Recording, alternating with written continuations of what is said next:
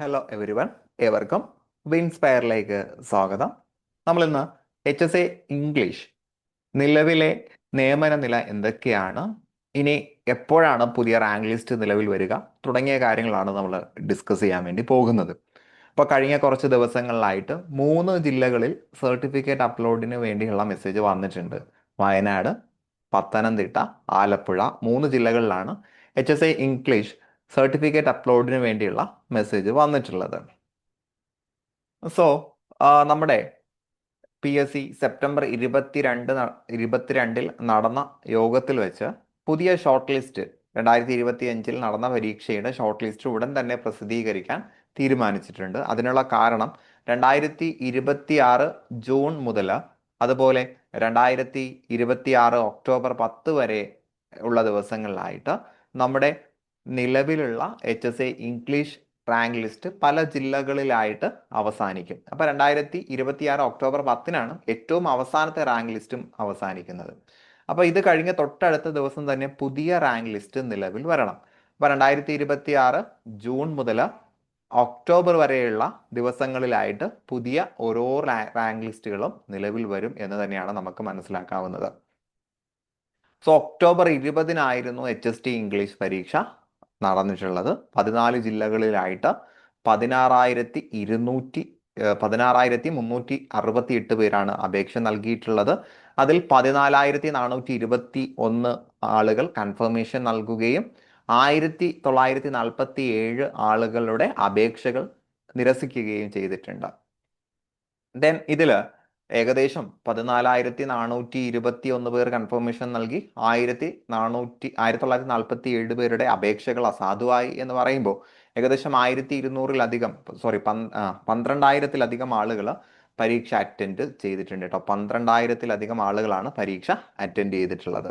നിലവിലെ റാങ്ക് ലിസ്റ്റിൽ നിന്നും 259 അഡ്വൈസ് പോയിട്ടുണ്ട്. നിലവിൽ ഇപ്പോഴുള്ള റാങ്ക് ലിസ്റ്റ് പ്രകാരം 14 ജില്ലകളിലായിട്ട് 259 നിയമനങ്ങളാണ് നടന്നിട്ടുള്ളത്. ആ നിയമനങ്ങൾ എങ്ങനെയാണ് എന്ന് നോക്കാം നമുക്ക്. തിരുവനന്തപുരം ജില്ലയിൽ റാങ്ക് ലിസ്റ്റ് വന്നിട്ടുള്ളത് 16/8/2023 27 അഡ്വൈസ് ആണ് ഇതുവരെ പോയിട്ടുള്ളത്. വലിയ കുഴപ്പമില്ലാത്ത, തരക്കേടില്ലാത്ത ഒരു സംഖ്യയാണത്. ഇനി കൊല്ലം ജില്ലയിലേക്ക് വരുന്ന സമയത്ത് 26/6 നമ്മുടെ റാങ്ക് ലിസ്റ്റ് നിലവിൽ വന്നിട്ടുള്ളത്. അപ്പോൾ വളരെ നേരത്തെ തന്നെ റാങ്ക് ലിസ്റ്റ് നിലവിൽ വന്നിട്ടുള്ള ജില്ലയാണ് കൊല്ലം. 20 പേർക്ക് നിയമന ശുപാർശ പോയിട്ടുണ്ട്. അതും വലിയ തരക്കേടില്ലാത്തൊരു സംഖ്യയാണ്. ഇനി പത്തനംതിട്ടയിലേക്ക് വരുന്ന സമയത്ത് 24/6 റാങ്ക് ലിസ്റ്റ് നിലവിൽ വന്നിട്ടുള്ളത്. അപ്പോൾ നിങ്ങളിവിടെ മനസ്സിലാക്കുക, 6-ാം മാസത്തിൽ വന്നിട്ടുള്ള ജില്ലകളിൽ ഉടൻ തന്നെ ഷോർട്ട് ലിസ്റ്റ് നമുക്ക് പ്രതീക്ഷിക്കാം. അപ്പോൾ പത്തനംതിട്ട, കൊല്ലം, ആലപ്പുഴ ജില്ലകളിലെല്ലാം 6-ാം മാസത്തിലാണ് റാങ്ക് ലിസ്റ്റ് വന്നിട്ടുള്ളത്. പത്തനംതിട്ടയിൽ 4 നിയമന ശുപാർശ മാത്രമേ നടന്നിട്ടുള്ളൂ. ആലപ്പുഴയിലും 4 നിയമന. ആലപ്പുഴയിൽ 22/6/2023 റാങ്ക് ലിസ്റ്റ് വരികയും 4 നിയമന ശുപാർശ ലഭിക്കുകയും ചെയ്തിട്ടുണ്ട്. കോട്ടയത്തിൽ 19/9 മാസത്തിലാണ് റാങ്ക് ലിസ്റ്റ് വരുന്നത്. അപ്പോൾ കോട്ടയം ജില്ലയിൽ കുറച്ചുകൂടി താമസിച്ചായിരിക്കും പുതിയ റാങ്ക് ലിസ്റ്റ് നിലവിൽ വരാൻ പോകുന്നത്. അവിടെ ആകെ ഒരാൾക്ക് മാത്രമേ അഡ്വൈസ് ലഭിച്ചിട്ടുള്ളത്, നിയമന ശുപാർശ ലഭിച്ചിട്ടുള്ളത്. ഇനി കോട്ടയം ജില്ല കഴിഞ്ഞാൽ അടുത്ത എറണാകുളം ജില്ലയിലേക്ക് വരുന്ന സമയത്ത് ദൗർഭാഗ്യകരമെന്ന് പറയട്ടെ, ഒരാൾക്ക് പോലും ഇതുവരെ നിയമന ശുപാർശ ലഭിച്ചിട്ടില്ല. അപ്പോൾ ഈ നിലവിലെ റാങ്ക് ലിസ്റ്റിൽ ഒരു നിയമന ശുപാർശ പോലും ലഭിക്കാത്ത ജില്ല എറണാകുളമാണ്. 16/8 അവിടെ റാങ്ക് ലിസ്റ്റ് നിലവിൽ വന്നിട്ടുള്ളത്. ഇനി ഇടുക്കിയിലേക്ക് വരുന്ന സമയത്ത് 30/6 റാങ്ക് ലിസ്റ്റിൽ നിലവിൽ വന്നു. 2 നിയമന ശുപാർശ മാത്രമാണ് ലഭിച്ചിട്ടുള്ളത്. തൃശ്ശൂരിൽ 9/8 റാങ്ക് ലിസ്റ്റ് നിലവിൽ വന്നു. 7 നിയമന ശുപാർശ ലഭിച്ചിട്ടുണ്ട്. പാലക്കാടിൽ കുഴപ്പമില്ല.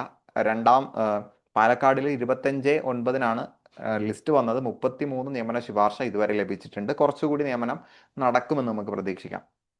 മലപ്പുറത്തിലാണ് ഏറ്റവും കൂടുതൽ നിയമന ശുപാർശ ലഭിച്ചിട്ടുള്ളത്. 67. 11/10 റാങ്ക് ലിസ്റ്റ് നിലവിൽ വന്നിട്ടുള്ളത്. അപ്പോൾ ഏറ്റവും താമസിച്ച റാങ്ക് ലിസ്റ്റ് വരാൻ പോകുന്നത് മലപ്പുറത്താണ്. ഇനി കോഴിക്കോടിലെ 19/8 റാങ്ക് ലിസ്റ്റ് നിലവിൽ വന്നത്. 12 നിയമന ശുപാർശ. വയനാടിൽ 22/6 16 നിയമന ശുപാർശ. കണ്ണൂരിൽ 9/8 റാങ്ക് ലിസ്റ്റ് നിലവിൽ വന്നത്. 29 നിയമന ശുപാർശ. കാസർഗോഡിൽ 5/9 നിലവിൽ വന്നത് റാങ്ക് ലിസ്റ്റ്, 37 ശുപാർശ, അങ്ങനെ ടോട്ടൽ 259 അഡ്വൈസ്.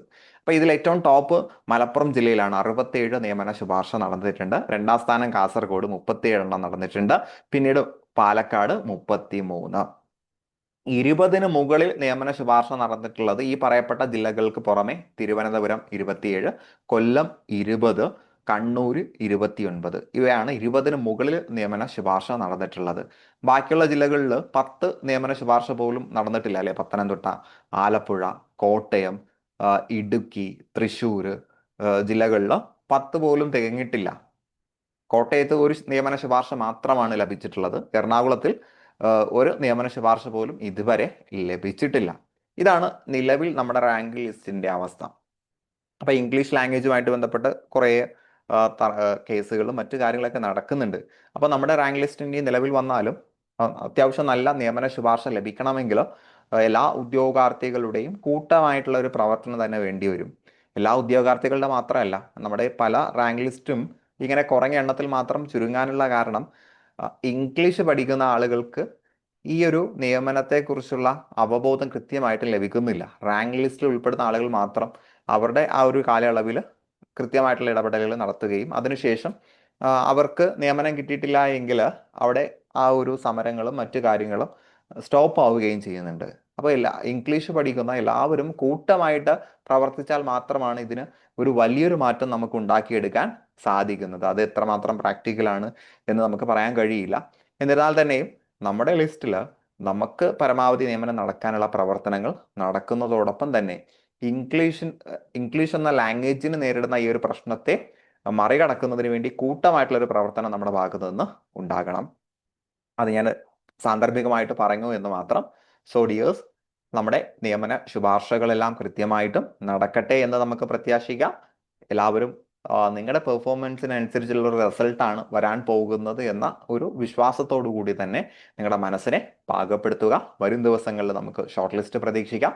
കൂടുതൽ അപ്ഡേറ്റുമായിട്ട് നമുക്ക് വീണ്ടും കണ്ടുമുട്ടാം. അതുവരേക്കും wish you good luck and good bye.